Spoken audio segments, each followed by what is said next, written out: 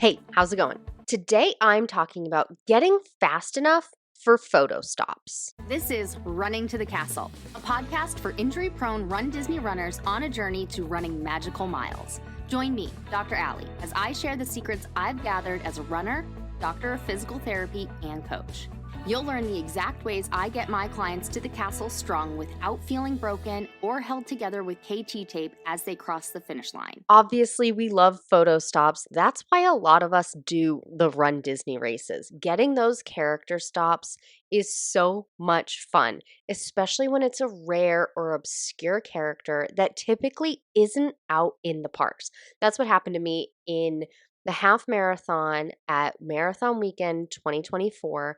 I saw Hercules and Megara, and I absolutely had to stop. Now, it was really risky because that was the half marathon that got cut short because of impending weather. It was going to lightning, it was already raining, and they had actually made the call the night before to cut the race in half. And then while we were on the course, they cut it again.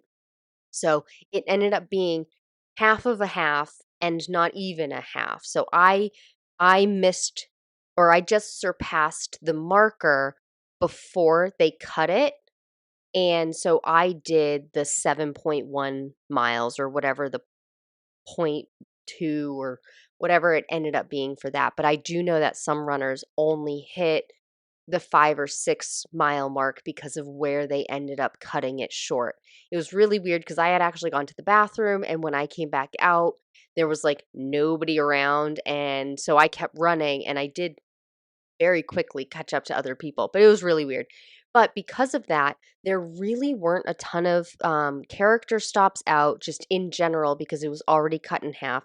And then with the lightning, the potential lightning, which I don't think there actually ended up being lightning, but because of that, they pulled the photographers off for safety reasons. I completely agree with that. And they also pulled characters off, and they pulled just the general entertainment out as well at different points. So I saw some character stops. I didn't see a ton, and I did stop just for that one. And so, because that's been my only in person Disney race, my other ones have been virtual because of pandemic and timing and so on and so forth. I reached out to my Instagram audience, so thank you so much if you participated in this. I asked them about getting character stops because I wanted to know roughly how long do you really wait? Because when I waited for Hercules and Megara, because it was so limited, I waited 25 minutes. But I knew I could, and even if I got swept, even if I got pulled, I still wasn't going to be running the full distance of the 13.1 that day anyway, so I kind of just wanted to have as much fun as I could. So I decided to wait. But I didn't know, is this a realistic amount of time to wait? And you answered for me. So thank you so much. I did poll my Instagram crowd, and they said that typically it's 5 minutes or less that they're waiting.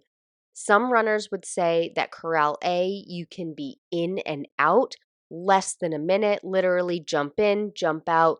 The photography is super quick. You can even hand your phone to a cast member and they'll take photos for you on your phone. I get the photo pass every time, so then I can have those professional photos, but I know not everybody does. So you can hand your you can hand your phone over to a cast member and they'll take pictures for you. So you can do that, and you can be in and out. I got DMs from my Instagram crowd saying it was kind of all across the board. Some people said that you had to be in Corral A to get in and out. Other people said that even in Corral E, or in the towards the back, meaning the ends of the corrals, that because so many people were already through, that you could be in and out by that time as well. And then other people were saying in C and D you could be in and out. So I think it really just depends on your timing. You could really just be in and out, absolutely no line. But one of the best tips that I saw is just ask the cast member at the end of the line, how quickly is this going? And they will accurately tell you, oh, yeah, it's 5 minutes or less, it's 10 minutes or less. They will accurately tell you. And you get to make the decision. is this something I want to wait for? So when in doubt, ask. Even if it looks like a super long line, just ask. So that is some background on the actual character stops in photography. Oh, one more thing. I did see that somebody ran the marathon and there were like 30-ish character stops that they stopped for, and they stopped for just about every single one. So that gives you an idea of how many photo stops there are on the marathon. So if we're talking 26.2 miles, it's about 30. That's about every mile there's a character stop. So if they keep that going on all Walt Disney World property, which when you're running Walt Disney World races, you're always running on Disney property. So they could have characters out on the highway, they could have them, of course, in the park. That's not always the case for Disneyland because in Disneyland in California, you're not always running on Disney property. So there is time where you are out on the highway and that is not Disney property, so you won't see a character stop out there.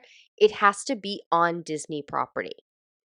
So keep that in mind with how many stops there could be. So if we're talking 1 minute and you do 30 character stops, that means that you need to buffer in 30 minutes for your race. So if you have 3.5 hours to do a half marathon and you take 30 minutes for your character stops, and you need that 30-minute buffer to make sure, or you have to be able to make up that 30-minute buffer somewhere across the 13.1 miles or the 26.2 miles if it's the marathon.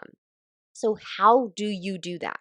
So, you need to know, okay, well, roughly how much time am I willing to spend?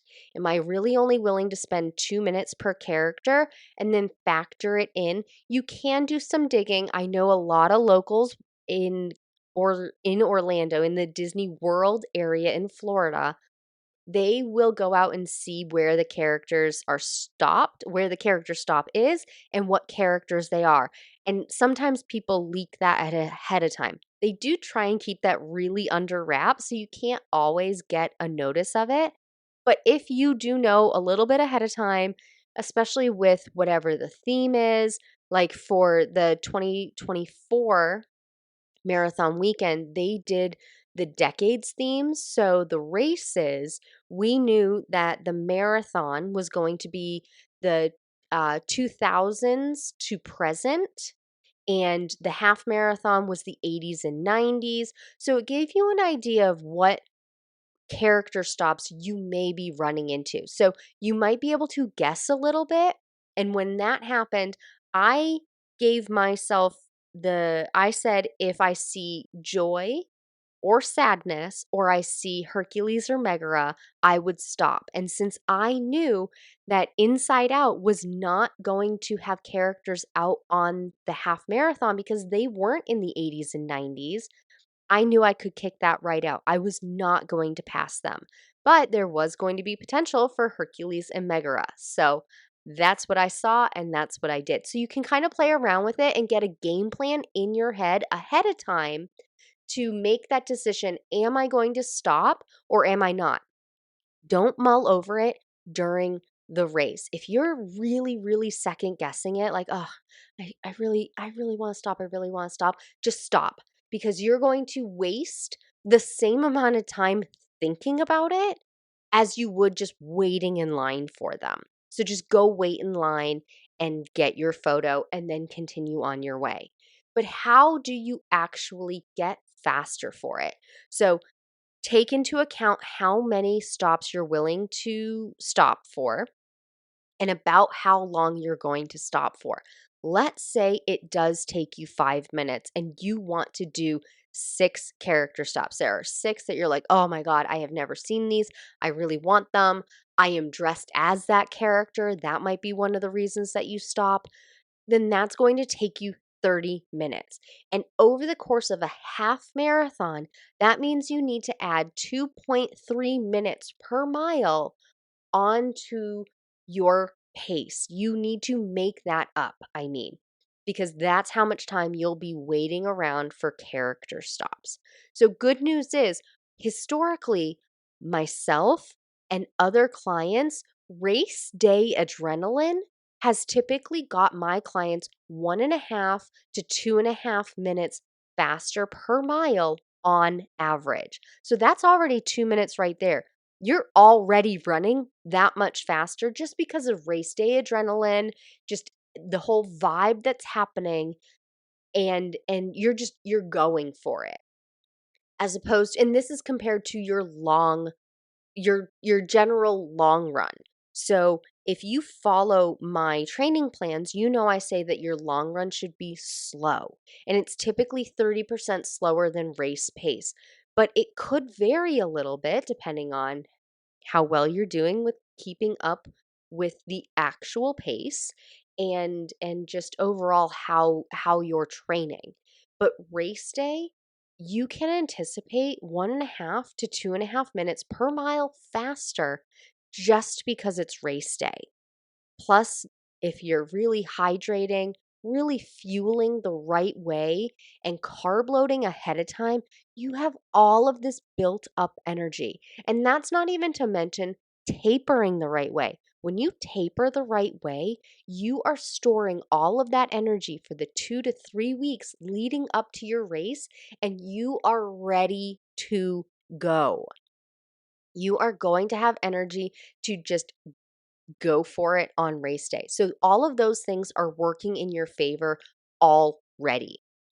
But other things you can do to make sure that you get your pace up so that you can be faster, so you can get these character stops, practice running faster in shorter amounts of time. Go long and slow, short and fast. Go long and slow on those long runs and get the time on your feet. And then in those short runs during the week, the 30 minutes, the 45 minutes, do segments of those at your fast pace. That could be your 30, 20, 10 as a workout. It could be a hill workout. It could be a tempo run where you run slower than race pace, but faster than your slow pace. And then it can even be a progression run where you're progressively going faster and faster. Work your body in a shorter amount of time to get faster, to get your body to know how to run faster and be able to recover from that. Because then once you've done that character stop and you feel the rush of, okay, now I got to catch up. Well, now you know how fast you can go, and now you know how fast you need to go in a designated amount of time before you can slow down again. Because if you have that history of practicing, okay, I know I can go at this pace for 5 minutes, that's all I need to do to make up that time, because I can shave down another minute, another 2 minutes per mile off my pace in just this small chunk, and I know I won't overdo it. I know how to recover from it because you've practiced that in those short bursts on your short runs. You have gone for a designated amount of time doing the 30, 20, 10 at your jogging, your running, and your sprinting pace. So you know your sprinting pace is 10 seconds during those workouts. Well, you know that if you go out that fast after a character stop to try and make up the pace, well, you can only hold that for 10 seconds.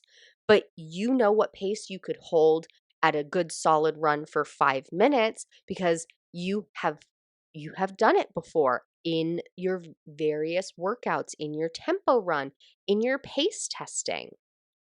These are all the things that my Stronger Faster Finisher clients are working on right now. They do the pace testing to see what pace they can maintain for at least 10 minutes, if not longer. I do cap it at 10 minutes because we don't have all day. And then how fast can you go for 5 minutes, but no more? So you're pushing it for a full 5 minutes. And then how fast can you go and maintain it for only a minute?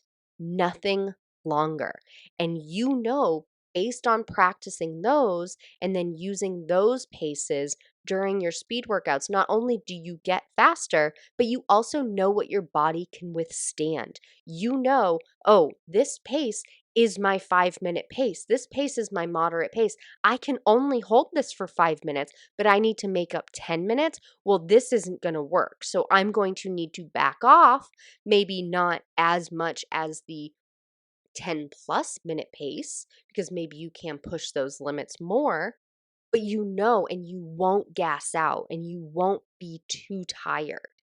So, if you want to get these character stops, yes, of course, work on speed, work on getting faster, but also work on getting to know your body and what you can withstand. So then, when you are in race day conditions, you know that if you're holding a pace, you can hold that pace for 5 minutes and not your 10-second pace. Because if you try and go your 10-second pace, well, then you're going to have to walk and recover, but maybe that will take you 5 minutes to recover, which is fine because if you're really going your 10-second pace, it should take a while to recover.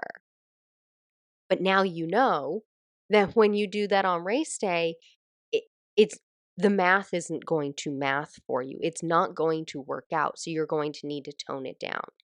So that was more strategy, thinking about what characters do you really want to stop for?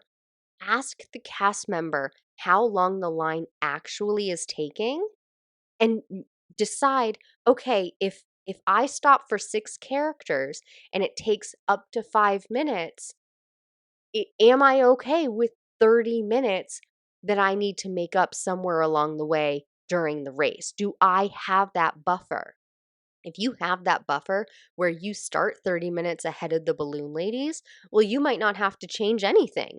You just end up finishing the race with the balloon ladies, which is fine. I've heard they throw a great party back there and they're so welcoming. They will continue to push you forward to keep you going. You just don't want to fall behind them. But know what your strategy is on race day so that you can have the best time as possible. Hey, can I ask a quick favor? If you're enjoying this podcast, would you take 20 seconds to leave a rating and review? Leaving a rating and a review helps other runners find this podcast because the platform you're listening to this on will start suggesting it to runners like you. All it takes is 20 seconds. Thank you so much for supporting this podcast. As always, thanks so much for listening. That's all for now. Talk to you soon.